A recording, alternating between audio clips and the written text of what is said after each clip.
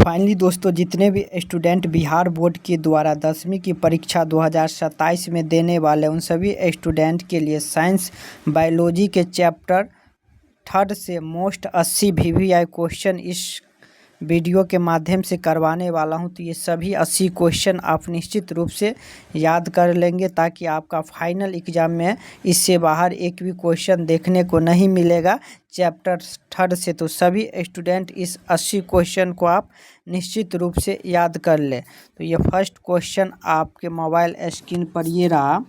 एक ही जीव से नए जीव बनाने की प्रक्रिया क्या कहलाती है? तो एक ही जीव से नए जीव बनने की प्रक्रिया क्या कहलाती है? तो वो आपका अलैंगिक जनन कहलाता है, यानी ऑप्शन बी इसका राइट आंसर हो जाएगा। अगला क्वेश्चन आप यहाँ पे देख सकते हैं, अमीबा में किस प्रकार का जनन होता है? तो अमीबा में आपका द्विखंडन जनन होता है, यानी ऑप्शन बी इसका राइट आंसर हो जाएगा। अगला प्रश्न आप यहाँ पे देख सकते हैं, जीवाणु में जनन की मुख्य विधि क्या है? जीवाणु में पूछा गया है जनन की जो मुख्य विधि क्या है। तो जीवाणु में जो जनन की मुख्य विधि द्विखंडन होता है, यानी ऑप्शन बी इसका राइट आंसर हो जाएगा। अगला प्रश्न, ईस्ट में किस प्रकार का जनन होता है? तो ईस्ट में पूछा गया है किस प्रकार का जनन होता है। तो ईस्ट में आपका मुकुलन द्वारा प्रजनन होता है, यानी ऑप्शन बी इसका राइट आंसर हो जाएगा। अगला प्रश्न आप यहाँ पे देख सकते हैं, हाइड्रा में जनन किस विधि द्वारा होता है? हाइड्रा में पूछा गया है जनन किस विधि द्वारा होता है। तो हाइड्रा में जनन मुकुलन विधि द्वारा होता है। हाइड्रा में जनन आपको मुकुलन विधि द्वारा होता है। अगला प्रश्न, स्पाइरोगेरा में जनन किस प्रकार होता है? एस्पायरोगेरा में जनन किस प्रकार से होता है? तो खंडन विधि द्वारा एस्पायरोगेरा में जनन होता है, यानी ऑप्शन बी इसका राइट आंसर हो जाएगा। अगला प्रश्न, राइजोपस में बीजाणु कहाँ बनते हैं? यहाँ पूछा गया है राइजोपस में बीजाणु कहाँ बनता है? तो बीजाणु धानी में बनता है, यानी ऑप्शन बी इसका राइट आंसर हो जाएगा। अगला प्रश्न, आलू में कायिक प्रबंधन किसके द्वारा होता है? आलू में पूछा गया है कायिक प्रबंधन किसके द्वारा होता है? तो आलू में जो कायिक प्रबंधन तना के द्वारा होता है, यानी ऑप्शन बी इसका राइट आंसर हो जाएगा। अगला प्रश्न, अदरक में कायिक प्रबंधन किसके द्वारा होता है? तो अदरक में कायिक प्रबंधन तना के द्वारा ही होता है, यानी ऑप्शन बी इसका राइट आंसर हो जाएगा। अगला प्रश्न, पत्ती द्वारा कायिक प्रबंध का उदाहरण कौन सा है?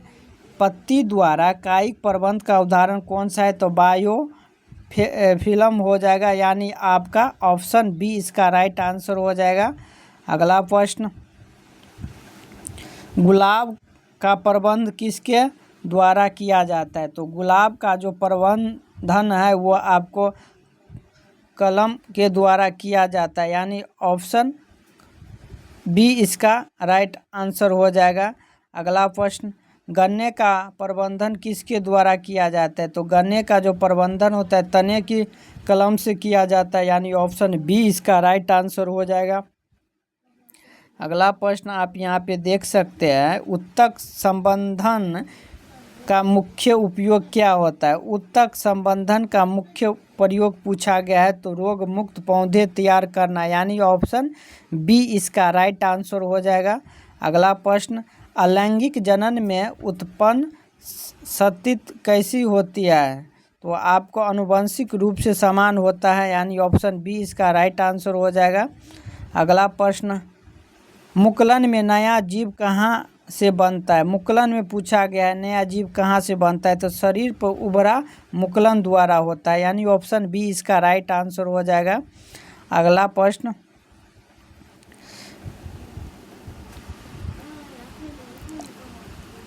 प्लाज्मोडियम में किस प्रकार का जनन होता है?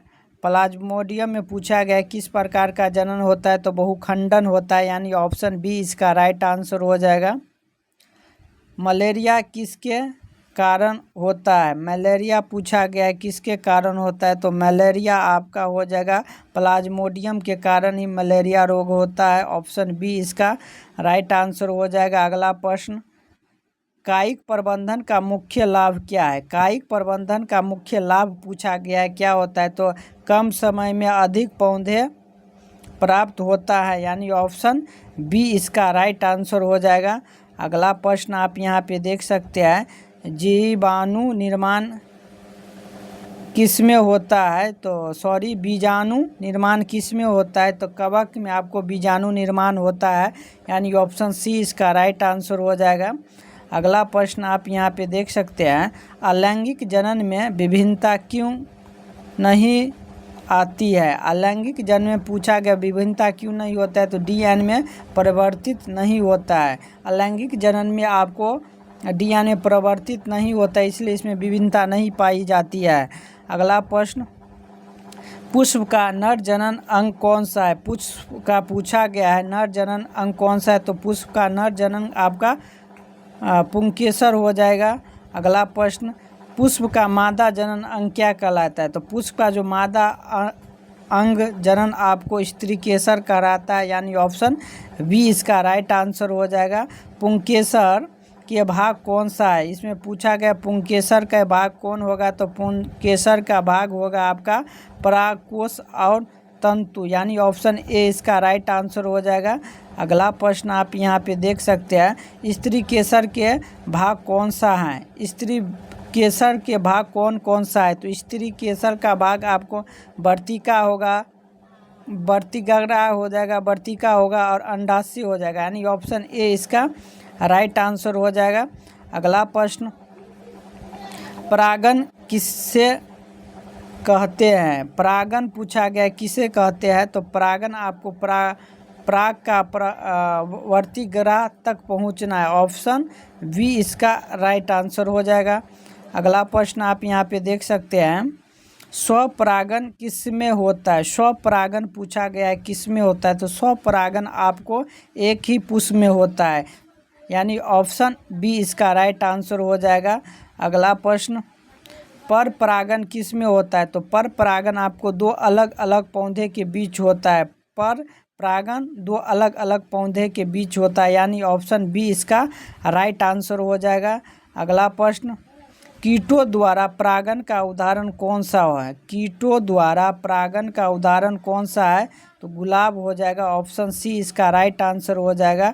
अगला प्रश्न, वायु द्वारा परागन का उदाहरण कौन सा है? वायु द्वारा परागन का उदाहरण कौन सा है? तो वायु द्वारा जो उदाहरण है वो आपका मक्का हो जाएगा, यानी ऑप्शन बी इसका राइट आंसर हो जाएगा।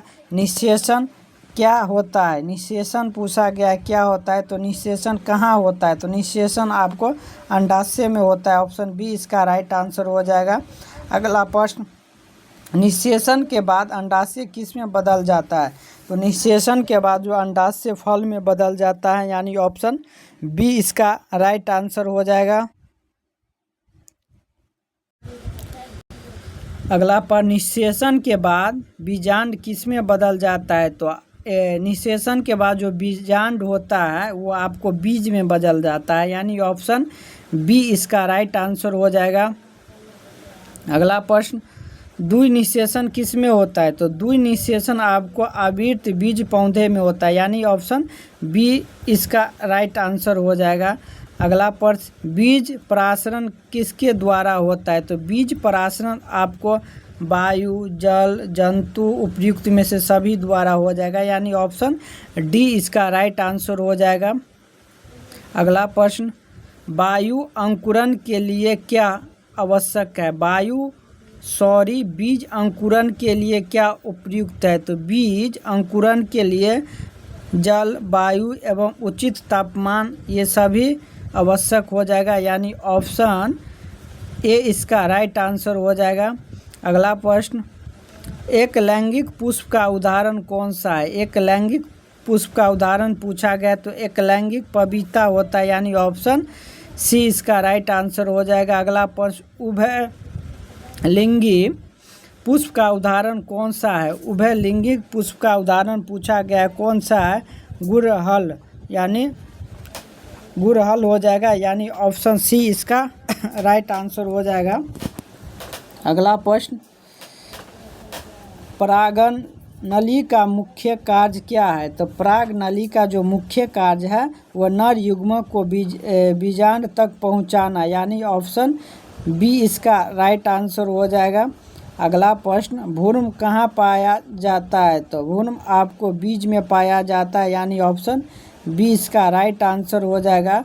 बीज पत्र का मुख्य कार्य क्या है? बीज पत्र का मुख्य कार्य पूछा गया है, तो बीज पत्र का मुख्य कार्य भोजन संग्रहण करना हो जाएगा, यानी ऑप्शन ए इसका राइट आंसर हो जाएगा। अगला प्रश्न, मनुष्य में सामान्यतः जनन क्षमता किस आयु में प्रारंभ हो जाता है? तो मनुष्य में पूछा गया है जनन क्षमता किस आयु में हो जाता है? तो 12 से 14 वर्ष की अवस्था से शुरू हो जाता है, यानी ऑप्शन सी इसका राइट आंसर हो जाएगा। अगला प्रश्न, लड़कियों में यौवन अवस्था का मुख्य लक्षण क्या है?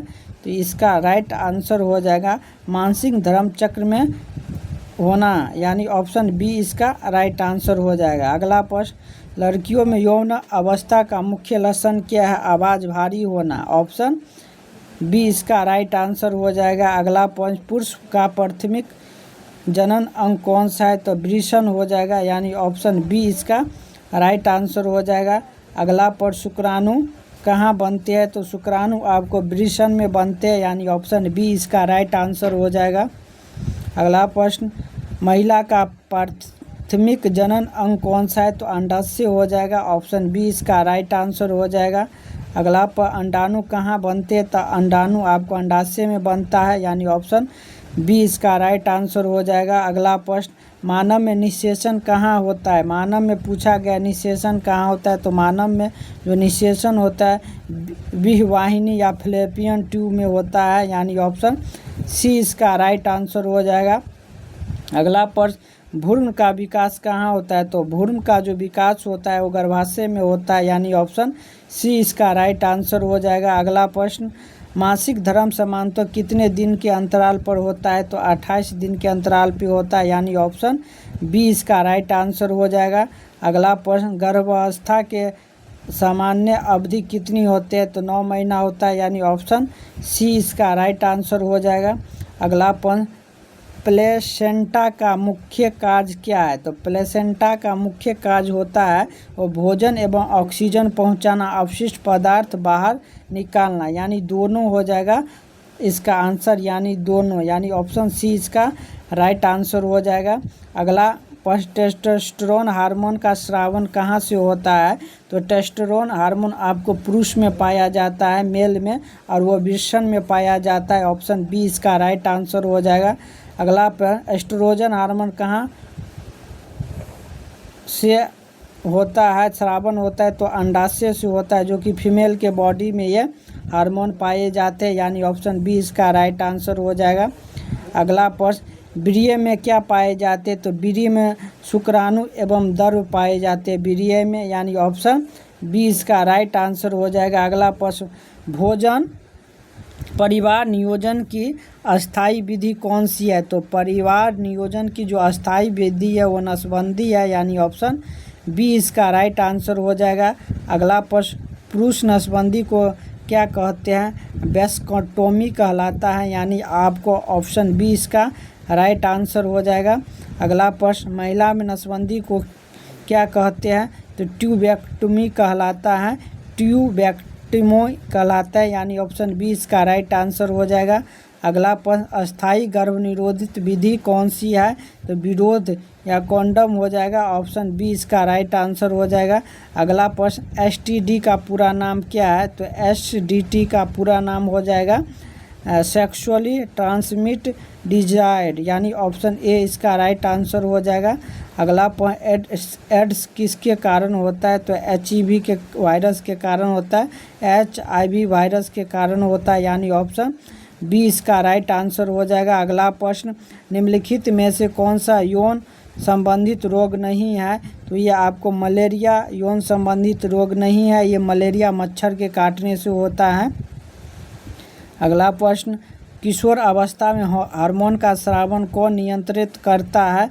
तो पिट्यूटरी ग्रंथि करता है, यानी ऑप्शन बी इसका राइट आंसर हो जाएगा। अगला प्रश्न, मानव में लिंग निर्धारण किसके द्वारा होता है? तो पिता की क्रोमोसोम के द्वारा होता है। पिता में XY क्रोमोसोम पाया जाता है, वही माता में XX क्रोमोसोम पाया जाता है। तो ऑप्शन बी इसका राइट आंसर हो जाएगा। अगला प्रश्न, कॉलोनिक किस प्रकार का जनन है? तो अलैंगिक जनन है कॉलोनिक, यानी ऑप्शन बी इसका राइट आंसर हो जाएगा। अगला प्रश्न, जनन का मुख्य महत्व क्या है? तो संख्या बढ़ाना, जाति का संरक्षण करना, ये दोनों आंसर हो जाएगा, यानी ऑप्शन सी इसका राइट आंसर हो जाएगा। DNA की प्रतिकृति क्यों आवश्यकता है? DNA की प्रतिकृति क्यों आवश्यक है? तो इसका आंसर जनन के लिए ऑप्शन बी इसका राइट आंसर हो जाएगा। अगला पॉइंट, विभिन्नता का मुख्य स्रोत क्या है? तो लैंगिक जनन विभिन्नता का मुख्य स्रोत है, यानी ऑप्शन बी इसका राइट आंसर हो जाएगा। अगला प्रश्न, पौधे में नर युग्मक किसे माना जाता है? तो पौधे में जो नर युग्मक है वो परागकण को माना जाता है, यानी ऑप्शन बी इसका राइट आंसर हो जाएगा। अगला प्रश्न, पौधे में मादा युग्मन क्या होता है? तो पौधे में मादा युग्मन अंडाणु होता है, यानी ऑप्शन बी इसका राइट आंसर हो जाएगा। अगला प्रश्न, स्वपरागन का प्रमुख लाभ क्या है? तो स्वपरागन का जो मुख्य है शुद्ध लक्षण बनाना, यानी ऑप्शन बी इसका राइट आंसर हो जाएगा। अगला प्रश्न, पर परागन का मुख्य लाभ क्या है? पर परागन का मुख्य लाभ पूछा गया तो नए गुणों एवं स्वास्थ्य सतत हो जाएगा, यानी ऑप्शन बी इसका राइट आंसर हो जाएगा। अगला प्रश्न, मनुष्य में शुक्राणु का जीवन काल कितने होते हैं? तो मनुष्य में जो शुक्राणु का जीवन काल होता है वो 2 से 3 दिन तक होता है, यानी ऑप्शन बी इसका राइट आंसर हो जाएगा। अगला प्रश्न, अंडाणु का जीवन काल कितने दिन तक होता है? तो अंडाणु का जो जीवन काल है 12 से 24 घंटे तक होता है, यानी ऑप्शन ए इसका राइट आंसर हो जाएगा। अगला पर, गर्भ निरोधी गोली का मुख्य कार्य क्या है? तो अंडत्वोत्सर्ग रोकना, निषेचन रोकना, ये दोनों हो जाएगा, तो ऑप्शन सी इसका राइट आंसर हो जाएगा। अगला पर, IUD का मुख्य उदाहरण कौन सा है? तो IDU का जो मुख्य उदाहरण है कॉपर टी हो जाएगा, यानी ऑप्शन बी इसका राइट आंसर हो जाएगा। अगला प्रश्न, कृत्रिम जनन विधि का उदाहरण कौन सा है? तो IVF है, टेस्ट ट्यूब बेबी है, ये दोनों हो जाएगा, तो ऑप्शन सी इसका राइट आंसर हो जाएगा। अगला प्रश्न, जनसंख्या वृद्धि का मुख्य कारण क्या है? तो जनसंख्या वृद्धि का जो मुख्य कारण है जन्म दर अधिक होना, मृत्यु दर कम होना, यानी ऑप्शन सी इसका राइट आंसर हो जाएगा। अगला प्रश्न, लैंगिक जनन में कितने जनन होते हैं? लैंगिक जनन में कितने जनक होते हैं? तो 2 हो जाएगा इसका राइट आंसर। तो आज के क्लास का लास्ट प्रश्न आपके सामने ये रहा, अलैंगिक जनन में कितने जनक होते हैं? तो अलैंगिक में आपको एक ही जनक होता है, यानी ऑप्शन ए इसका राइट आंसर हो जाएगा। तो आज के क्लास में मैं क्लास 10वीं के बायोलॉजी चैप्टर 3 के 80 क्वेश्चन करवाया हूं, तो ये 80 क्वेश्चन आप अवश्य नोट कर ले और याद कर ले, ताकि फाइनल एग्जाम में अगर इस चैप्टर से प्रश्न आते हैं तो इससे एक भी क्वेश्चन बाहर देखने को नहीं मिलेगा। तो आप चैनल को सब्सक्राइब करके रखिए, ताकि ऐसे ही चैप्टर वाइज आपको MCI VBI क्वेश्चन इस चैनल के माध्यम से मिलता रहेगा। तो चैनल को सब्सक्राइब करके रखिए। अगर आपको ये वीडियो अच्छा होगा तो लाइक, शेयर और कमेंट अवश्य कीजिए। धन्यवाद।